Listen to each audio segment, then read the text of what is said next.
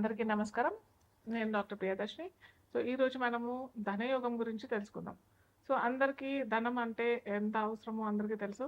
కొందరికి ధనం అవసరమైతే, కొందరికి ధనం వ్యసనం, కొందరికి విలాసం, ఇంకా ఎన్నెన్నో రకాలుగా మనం చెప్పుకోవచ్చు. కాకపోతే ఈ ధనయోగం అనేది ఎవరి జాతకంలో ఎలా ఉంటుంది?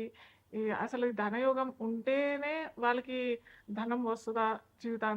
జీవితంలో ధనం లభిస్తుందా లేదా? లేదా ధనయోగం లేకున్నా గానీ మనం ఏదన్నా పరిహారం చేసుకొని ధన ధనయోగాన్ని క్రియేట్ చేసుకోవచ్చా? అంటే ఆర్టిఫిషియల్‌గా క్రియేట్ చేసుకోవడమే. సో, అది అంతా మనం ఈరోజు తెలుసుకుందాం.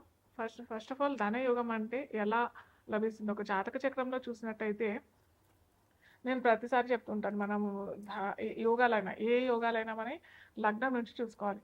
జాతక చక్రంలో లగ్నం ఏంటో ఫస్ట్ తెలుసుకున్నాక, లగ్నం నుంచి ద్వితీయంలో ఏ గ్రహం ఉంది? అది పాపగ్రహమా? లేకపోతే న్యాచురల్ బెనిఫిక్ అంటాము. న్యాచురల్ బెనిఫిక్ అనేసేసి 2 అంటే పాప గ్రహము ఉంటది. మంచి ఫలితాలిచ్చే మంచి గ్రహం కూడా ఉంటది.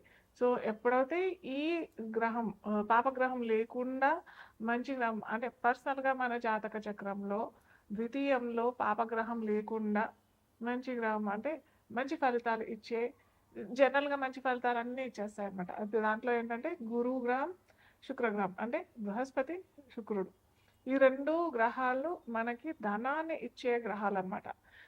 ఈ గ్రహాలు కనుక ద్వితీయాధిపతితో లేదా ద్వితీయంలో ఒక్కోసారి గురుగ్రహం ఏంటంటే ద్వితీయంలో ఉన్న వాళ్ళకు విపరీతమైన డబ్బు, విపరీతమైన ధనం వస్తుంది. కానీ వచ్చినప్పటికీ అది నిలదొక్కుకోలేరు.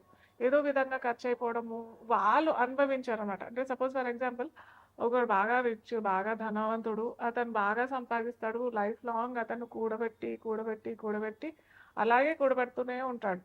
తద్వారా ఏమవుతుందంటే అతని చివరి జీవిత దశలో అతను అనుభవించకుండానే వెళ్ళిపోతాడు. అతను తదనంతరం ధనాన్ని అనుభవించడం ఇలాంటివన్నీ జరుగుతూ ఉంటాయన్నమాట.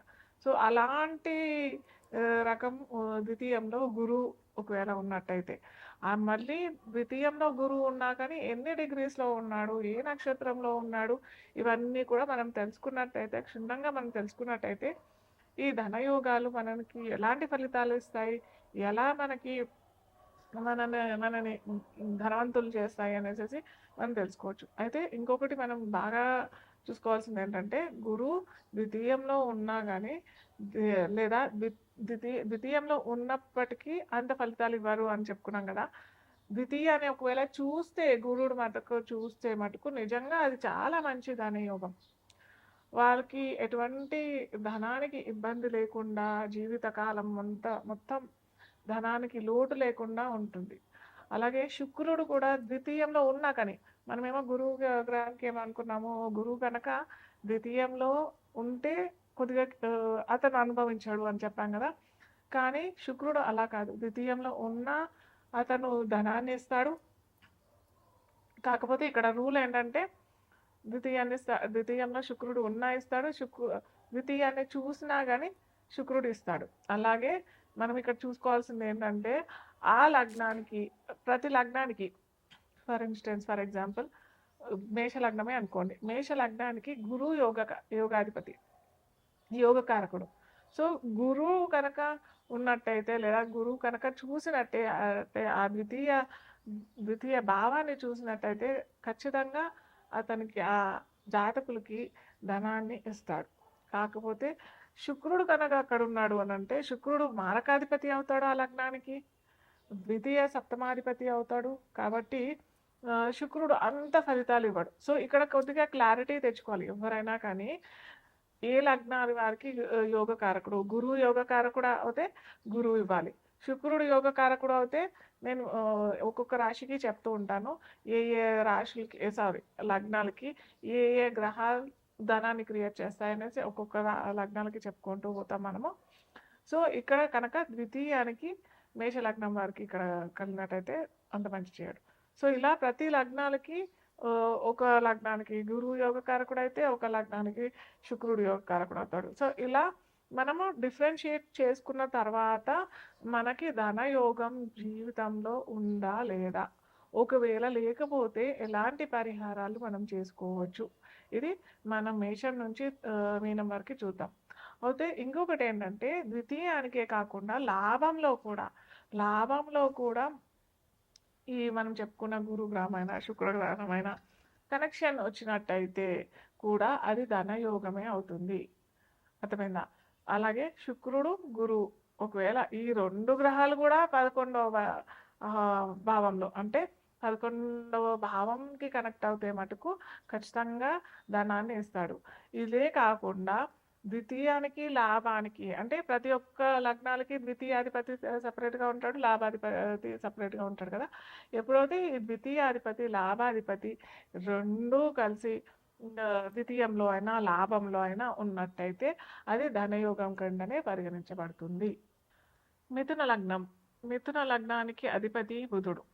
సో ఈ బుధుడికి కనుక ధనయోగం మనం చూసినట్టయితే ద్వితీయాధిపతి అయిన చంద్రుడు అలాగే లాభాధిపతి అయిన కుజ చంద్రులు కనెక్టివిటీ వస్తే కనుక ఖచ్చితంగా వీరికి ధనయోగం అనే చెప్పొచ్చు. కాకపోతే వీరికి ఏంటంటే కుజ చంద్రులు వేరే డిఫరెంట్ యోగం కూడా అని చెప్తాము. అది మనం సపరేట్గా డిస్కస్ చేద్దాం. ఒక్కొక్క యోగాలు ఎన్నో యోగాలు ఉన్నాయి, 300 యోగాలు మాకు తెలిసినంత మటుకు 300 పై చినుకు యోగాలు ఉన్నాయి. మంచి యోగాలు ఉంటాయి, దాంట్లో చెడు యోగాలు కూడా ఉంటాయి. సో ఇక్కడ ఏంటంటే కుజ చంద్ర యోగా ఏంటంటే ధనం ఇదర్ స్టాక్ ఎక్స్చేంజ్ షేర్స్ లేదా కొద్దిగా ఎవరినైనా మోసం చేసి తీసుకొచ్చిన ధనం కూడా అలాంటి రకాల్లో కూడా వచ్చే అవకాశాలు ఈ కుజ చంద్ర కనెక్టివిటీ ఎక్కడైనా మిథున లగ్నం వారికి ఎక్కడైనా వచ్చినా కానీ వచ్చేస్తుంది. సో ఇది కొద్దిగా జాగ్రత్తగా మీరు చూసుకోవాల్సింది కుజ చంద్ర కనెక్షన్. అలాగే మీరేంటంటే తల్లి ద్వారా ధనం కూడా వచ్చే అవకాశాలు చాలా ఉంటుంది. అంటే తల్లి బాగా కూడబెట్టడం, ఆ ధనం మొత్తం వీళ్ళు ఆర్జించడం చాలా మటుకు జరుగుతూ ఉంటుంది అనమాట. ఒకవేళ ఈ బుధ చంద్ర కనెక్టివిటీ లేదు, ద్వితీయానికైనా లాభానికైనా కనెక్షన్ లేదు, మనం ఎలా చేయాలి, ఏం పరిహారం చేయాలి అని అంటే మనం చంద్రుడికి కుజుడికి కనుక మనం రెమెడీ చేసినట్టయితే ప్రతి సోమవారం శివాలయంలో రుద్రాభిషేకం కనుక చేయించుకుంటే లేదా మీరే ఒక చెంబు నీళ్ళలో కొంచెం సింధూరం కలిపి శివుడికి అభిషేకం చేసినట్టయితే కూడా ఖచ్చితంగా మీకు ధనయోగం ఆటోమేటిక్గా క్రియేట్ అయిపోతుంది. అలాగే అలా కాదు అని అంటే మటుకు సోమవారం రోజు ఈ రెమెడీ చేయాలి, లేదా శనివారం నీళ్ళలో నల్ల నువ్వులేసి శివుడికి అభిషేకం చేసినట్టయితే కూడా ధనయోగం క్రియేట్ అయిపోతుంది.